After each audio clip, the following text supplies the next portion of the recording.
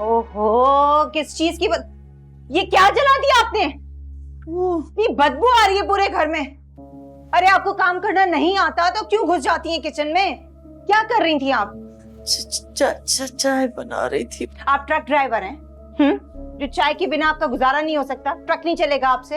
अरे मेरे उठने का इंतजार कर लेती हूँ, उठ के बना देती है आपको। आज सोचा था मैंने देर से उठूंगी, शादी की थकन नहीं उतरी, लेकिन आपको भी सब्र नहीं है।